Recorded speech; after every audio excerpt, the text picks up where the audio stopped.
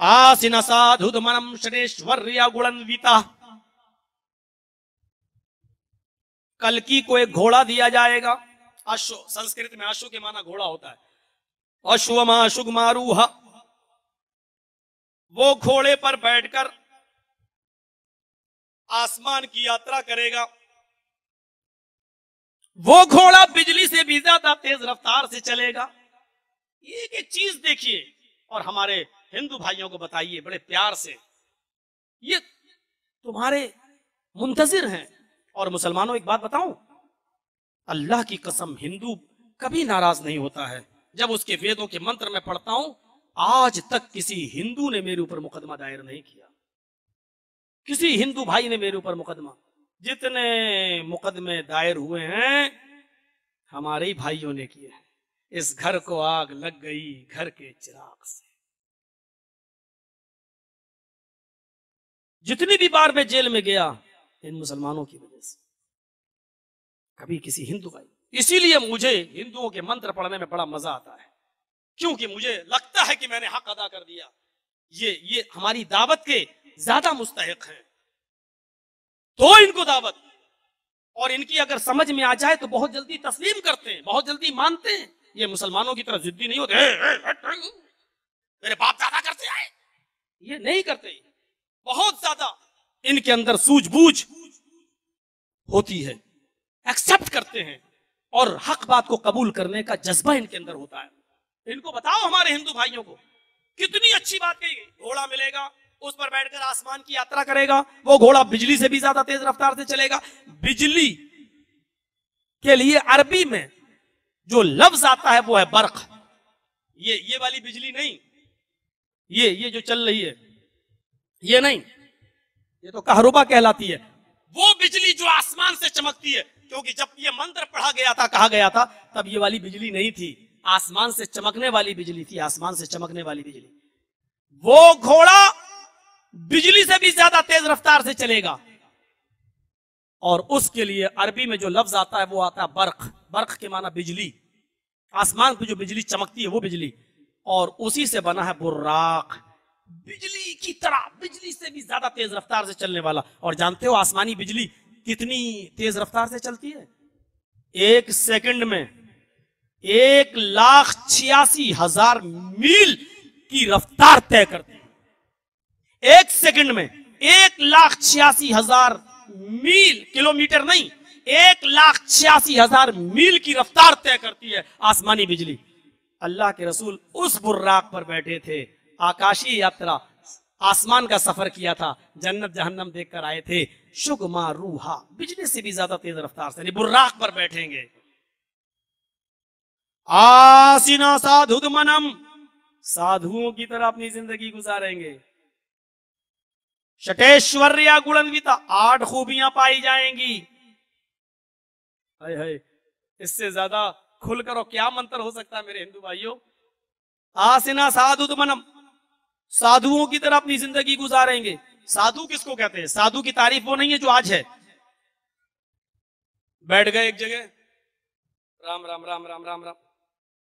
मुसलमान भी ऐसा कर रहा, कहीं बैठ गया ऊंची जगह पर, अल्लाहू अल्लाहू अल्लाहू अल्लाहू, सुबह से लेके शाम तक अल्लाहू अल्लाहू अल्लाहू। और शाम को पूछा, भाई खाना कहां से आएगा? तू सुबह से ऐसे ही बैठा हुआ है, अल्लाहू अल्लाहू। अरे भाई खाना पीना कुछ, मेरी इबादत बेकार हो जाएगी, अल्लाहू अल्लाहू। मोहल्ले वाले लाते हैं, खा लेता है, लोगों को भी तरस आ जाता है, जबकि ये लोग हरामखोर लोग हैं। शरीयत में ये सब नहीं है कि बीवी बच्चों के लिए कमाई और मेहनत और मजदूरी छोड़ के एक जगह बैठ जाओ, अल्लाहू अल्लाहू। इधर हिंदू भाई अल्लाह राम राम राम राम राम। दोनों ने अपने अपने धर्म का मजाक उड़ाया है। दोनों ने साधु की जो मीनिंग लिखी हुई है नालंद विशाल शब्द सागर डिक्शनरी में, वो मीनिंग है जिसके पास सब कुछ हो लेकिन उसने अपने ऊपर खर्च ना किया हो, सब गरीबों और मिस्कीनों पर लुटा दिया हो। जिसके पास दौलत की कमी ना हो, सब कुछ हो लेकिन उसने खर्च कर दिया हो गरीबों और मिस्कीनों पर। इस तारीफ के अंदर सिर्फ मोहम्मद रसूलुल्लाह पूरे उतरते हैं। आपके पास दौलत की कमी नहीं थी, जो कहता है मोहम्मद रसूलुल्लाह गरीब थे, झूठा है वो। नबी गरीब नहीं थे। हजरत खदीजा से शादी करने के बाद गरीब कहाँ थे? खदीजा अरब की सबसे बड़ी रईस और सबसे अमीर औरत थी। जब अल्लाह के रसूल ने खदीजा से 25 साल की उम्र में निकाह कर लिया तो खदीजा ने तो सारी दौलत नबी को दे दी, सारा असासा नबी को दे दिया, नबी के कदमों पे डाल दिया। तो नबी गरीब हो सकते हैं? लेकिन आपने खदीजा से शादी करने के बाद भी रहन सहन में फर्क नहीं आया। बिस्तर वही रहा, उसी चटाई और दरी पर सोया करते थे, रहन सहन में फर्क नहीं आया। इस्लाम जब नबी बने तो आपकी दौलत खदीजा की इस्लाम पर खर्च होने लगी, गरीब और मिस्कीनों पर खर्च होने लगी।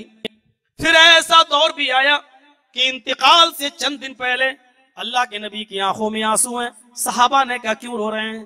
फरमाया लोगों, मैं अपने घर का हाल किसी को बताना नहीं चाहता था, लेकिन आज बताना पड़ रहा है।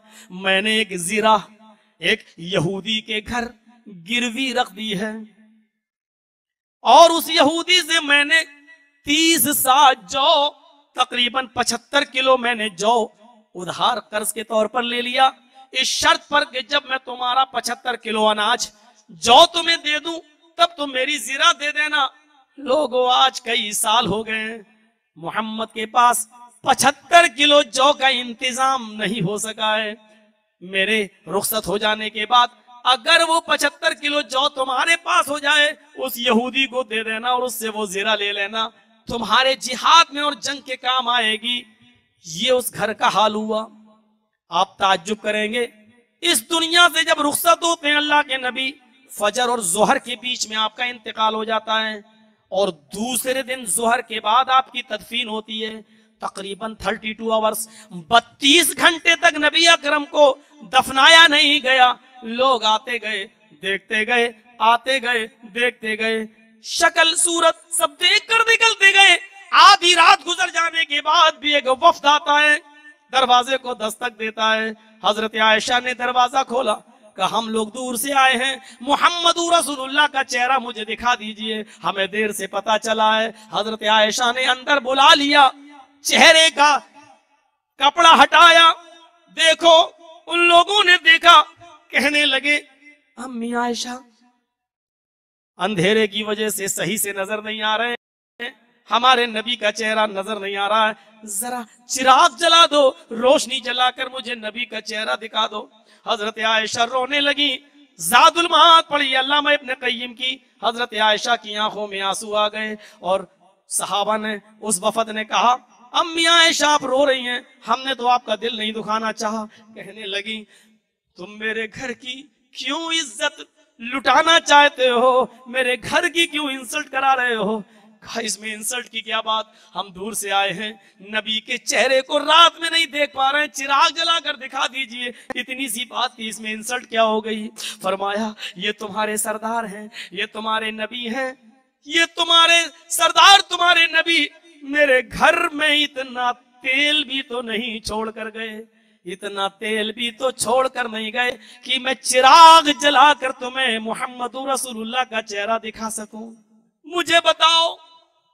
फिर पड़ोस की औरत के पास जाती है, मेरी बहन मुझे थोड़ा सा तेल दे दे, वफद आया है, मैं नबी का चेहरा दिखा दूं, कर्ज के तौर पर तेल लेती है, जब मेरे पास इंतजाम होगा तो तुम्हें वापस कर दूंगी। कर्ज के तौर पर तेल लेती हैं और अपने घर में चिराग जलाकर नबी का चेहरा दिखाती हैं। सारी दुनिया को अपने इल्म से और नबुव्वत की रोशनी से रोशन करने वाला ये सूरज इस दुनिया से इस हाल में जा रहा है, उसके घर में चिराग जलाने के लिए तेल नहीं है। आसाराम बापू साधु हैं, मिल्कियत का अंदाजा लगा लो, राम रहीम की प्रॉपर्टी पे नजर डालो, निर्मल बाबा समोसा खिला के सारी परेशानियां दूर करने वाले 400 करोड़ रुपए का एक साल का टैक्स भरते हैं। 400 करोड़ का यानी 1 करोड़ रुपए अगर एक दिन की इनकम माने तो एक साल में 365 करोड़ हो रहे हैं, लेकिन टैक्स भर रहे हैं 400 करोड़ का, यानी 1 करोड़ से भी ऊपर इनकी इनकम है। आप अंदाजा लगा सकते हैं कि आप इनको साधु कहेंगे। ये साधु संतों में गिनती होती है। ये साधु है, अरब की सबसे बड़ी रईस औरत से शादी करता है, दौलत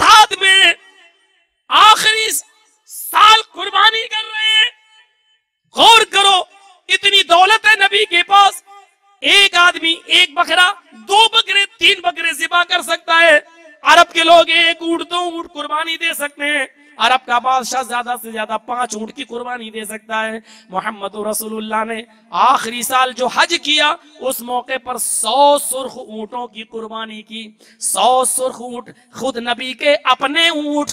पढ़िए ज़ादुल माद इब्न क़य्यिम की 63 ऊंट पर तो अल्लाह के रसूल ने खुद छुरी चलाई, यानी नहर किया। 37 ऊंट बचे तो आपने छुरी हजरत अली को दे दी, खंजर चलाओ। थक गए थे आप, 63 ऊंट आपने और 37 ऊंट हजरत अली ने, लेकिन 100 ऊंटों के मालिक अल्लाह। कोई गरीब आदमी 100 सुर्ख ऊंटों की कुर्बानी करेगा? आपने 100 सुर्ख ऊंटों की कुर्बानी की और सारा का सारा गोश्त गरीबों और मिस्कीनों में तकसीम कर दिया, अपने पास कुछ नहीं छोड़ा। लेकिन जब दुनिया से रुखसत हुए तो इतना तेल नहीं था कि वो चिराग जलाकर लोगों को नबी का चेहरा दिखा सकें। बुखारी शरीफ किताब ज़ुहद पढ़िए, हजरत अबू मूसा अशरी फरमाते हैं, एक दिन मैं अम्मी आयशा से नबी के इंतकाल के बाद मिलने गया। मैंने पूछा अल्लाह के रसूल ने घर में क्या छोड़ा? हजरत आयशा कहती है रुको, अल्लाह के नबी ने घर में क्या छोड़ा? अंदर जाती हैं, हजरत अबू मूसा बयान करते हैं, अखरजत लना आयशतु किसाअन व इज़ारन गलीज़न फ़क़ालत तवफ़्फ़ा रसूलुल्लाह सल्लल्लाहु अलैहि वसल्लम फी हाज़ैन। आए अबू मूसा, ये हाथ में मेरी चादर है और इस हाथ में मोटी लुंगी है। इज़ारन गिलाज़न, एक मोटा तहबंद, एक मोटी लुंगी है। यही निकाल के लाई और कहती है तवफ़्फ़ा रसूलुल्लाह सल्लल्लाहु अलैहि वसल्लम फी हाज़ैन। इन्हीं दोनों कपड़ों में मुहम्मदुर रसूलुल्लाह ने वफात पाई। इन्हीं दोनों कपड़ों में अल्लाह के रसूल इस दुनिया से गए। बता दिया, यही 2 चीजें छोड़ कर गए हैं। इन 2 चीजों के अलावा मेरे घर में कुछ भी छोड़ कर नहीं गए। मेरे भाइयों, अंदाजा लगाइए, इसको कहते हैं साधु। आसिना साधु तो मनम, वो साधुओं की तरह अपनी जिंदगी गुजारेंगे, साधुओं की तरह